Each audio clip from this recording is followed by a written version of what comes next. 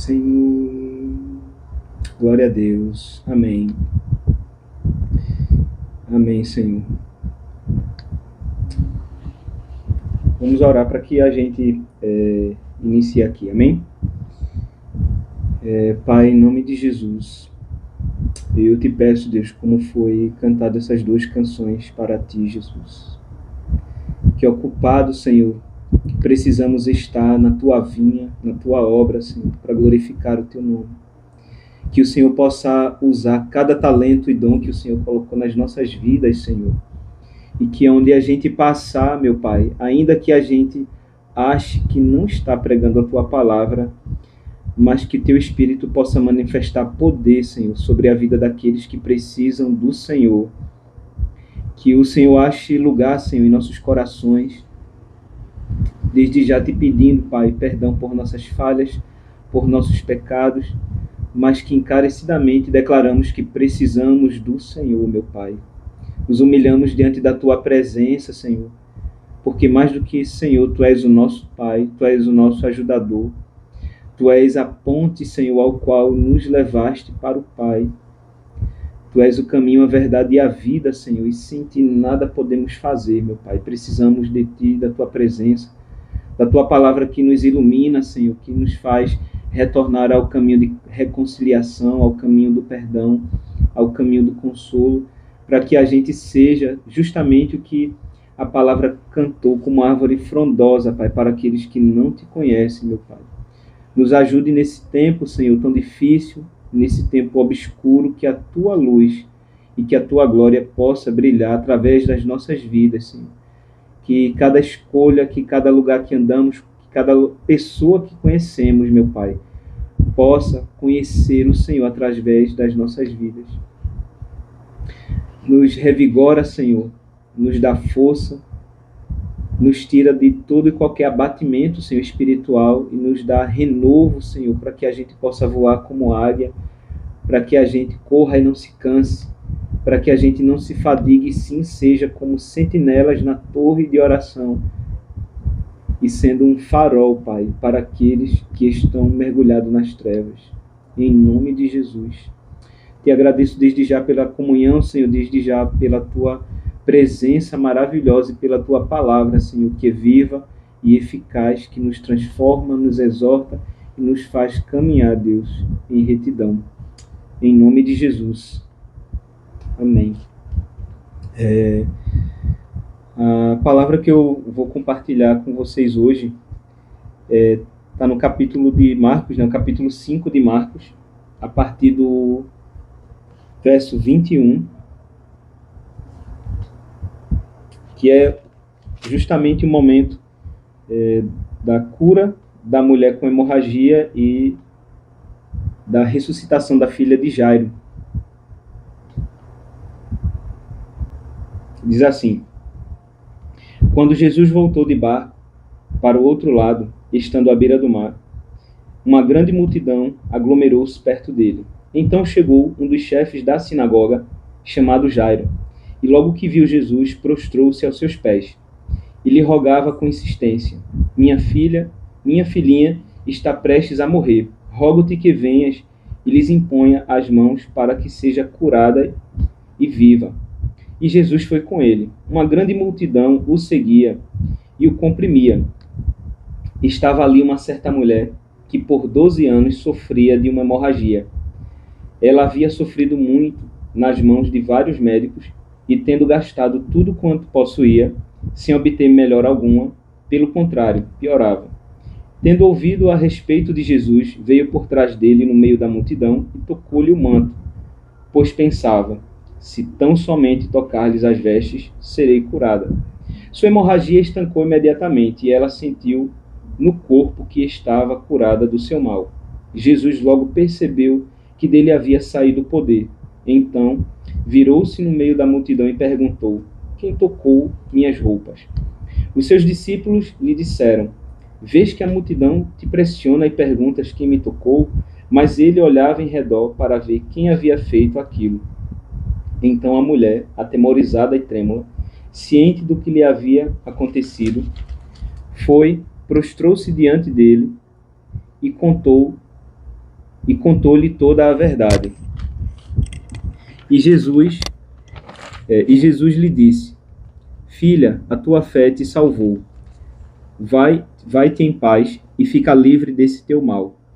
Enquanto ele ainda falava, chegaram pessoas da casa do chefe da sinagoga a quem disseram: A tua filha já morreu, por que ainda incomodas o mestre? Percebendo isso, Jesus disse ao chefe da sinagoga: Não temas, crê somente.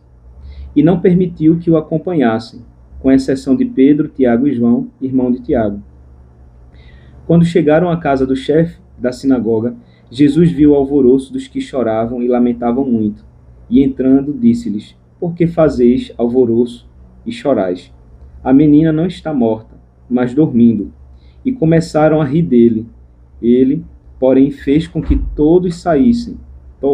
Tomou consigo o pai e a mãe da menina e os que haviam acompanhado, e entrou onde a menina estava. E tomando-a pela mão, disse-lhe: Talita cumi, que quer dizer: Menina, eu te ordeno, levanta-te. Então a menina, que tinha 12 anos de idade, levantou-se imediatamente e começou a andar, e todos foram tomados de grande espanto. E ele lhes ordenou expressamente que ninguém soubesse disso, e mandou que dessem de comer a menina. A gente está vivendo dias difíceis. E, paralelo a isso, a gente também está vivendo o que está escrito lá em Daniel, que a gente está vivendo o tempo do saber, em que o saber se multiplicaria. E eu acredito que esse tempo, ele atingiu os cristãos, a igreja, retirando um pouco da fé no Deus que opera milagres, na fé no Deus que opera maravilhas, que faz sinais, tornando Deus como algo intelectual, como algo apenas do conhecimento humano. E esse efeito faz com que muitas vezes a gente se canse e apague aquela chama do sobrenatural de Deus. O que é o sobrenatural? Aquilo que está acima do natural. Aquilo que vai de frente ao impossível e torna o impossível possível.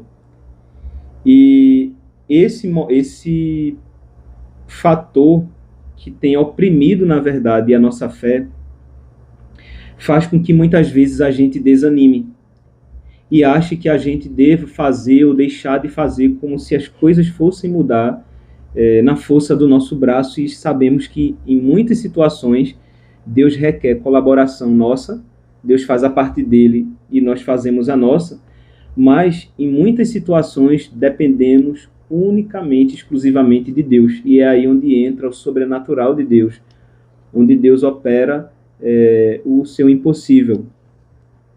E diante dessa situação aqui, como foi lida no texto, existem duas situações. Existe a situação que há necessidade do socorro de Deus, mas de uma mulher que já sofria há muitos anos e que, mais do que o padecer da enfermidade, ela já lidava com rejeição, ela já lidava com a desesperança, ela já lidava com o cansaço de carregar o fardo do problema por muitos anos, e ainda assim, no meio disso tudo, ainda se gerou no coração dela a esperança, para que talvez ela pensasse que fosse a última vez.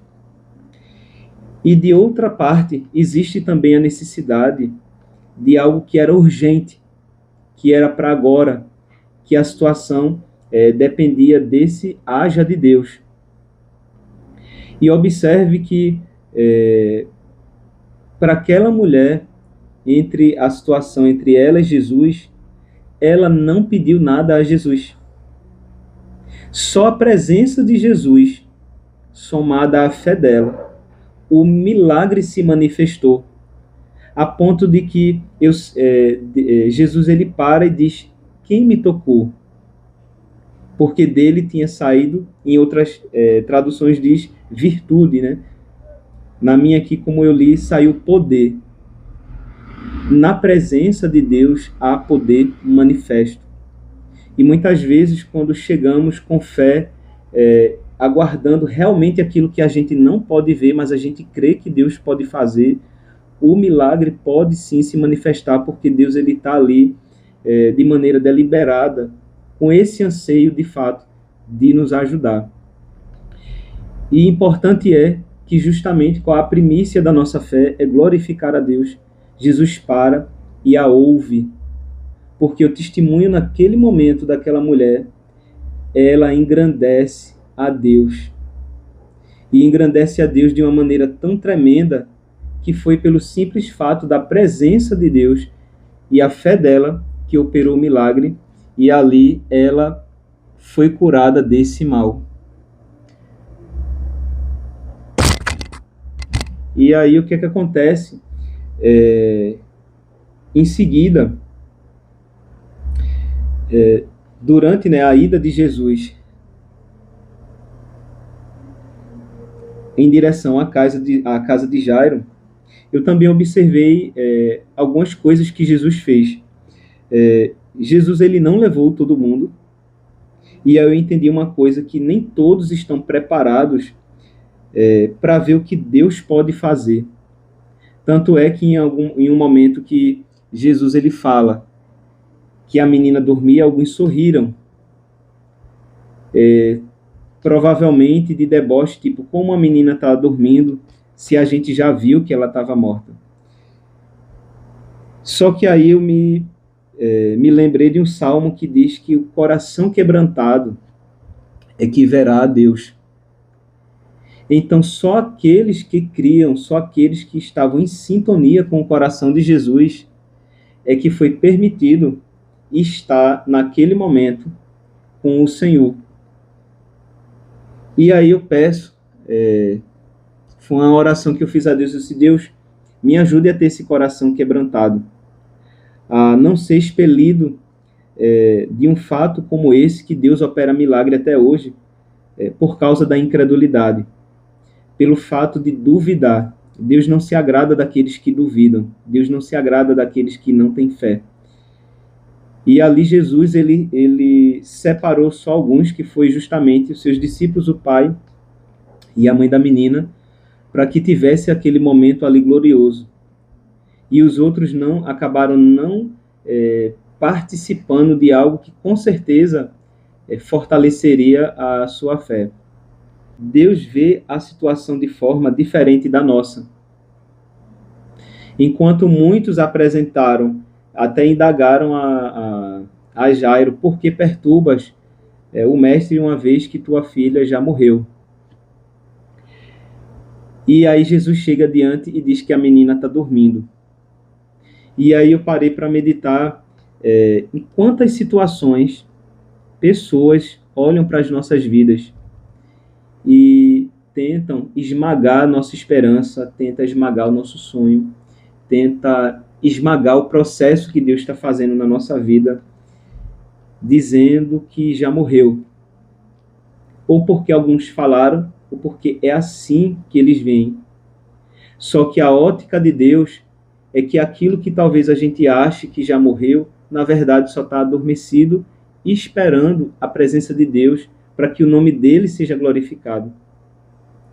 Ali existia uma necessidade real, desesperadora. A gente é pai, mãe, sabe quem quer que aconteça algum mal com nossos filhos, a gente não quer.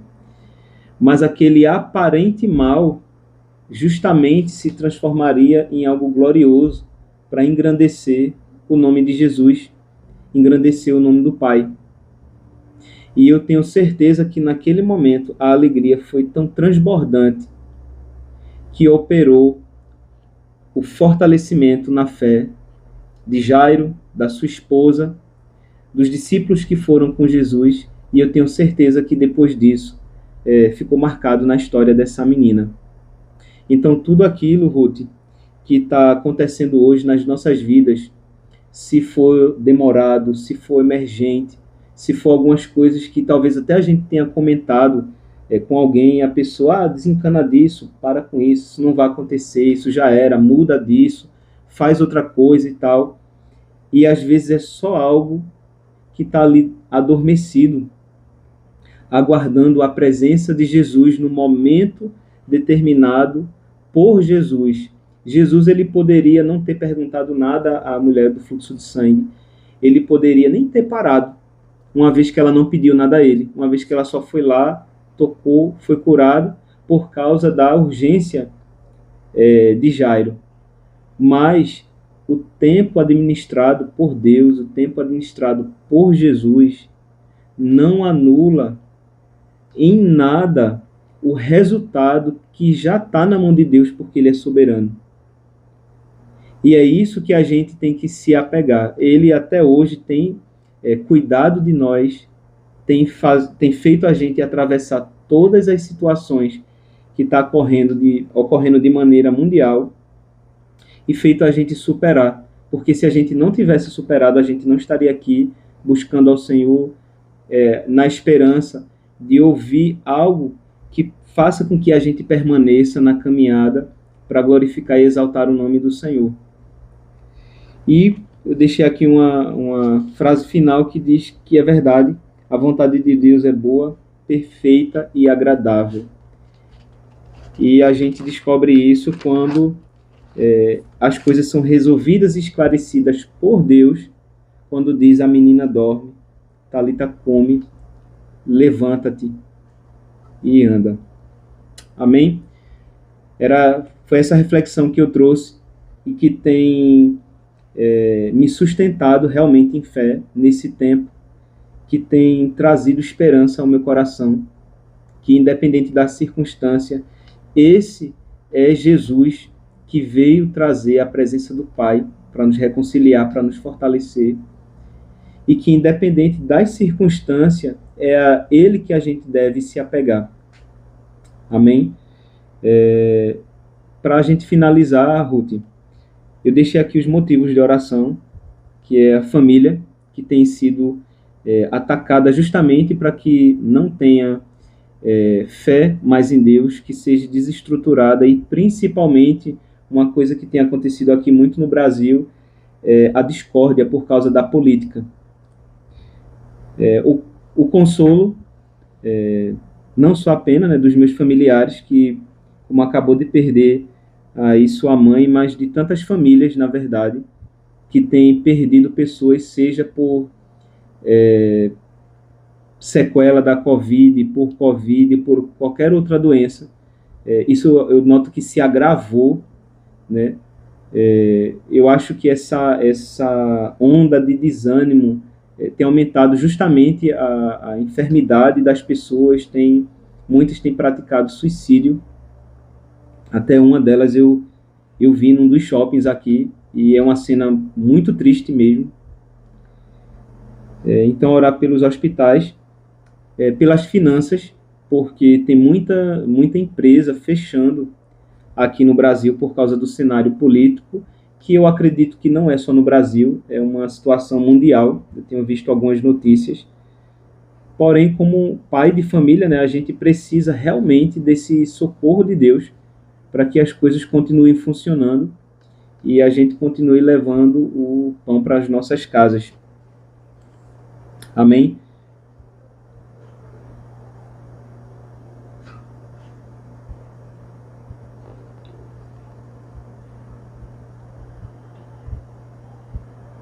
Não, pode falar. A mensagem eu terminei, eu estou só tocando. Pode falar.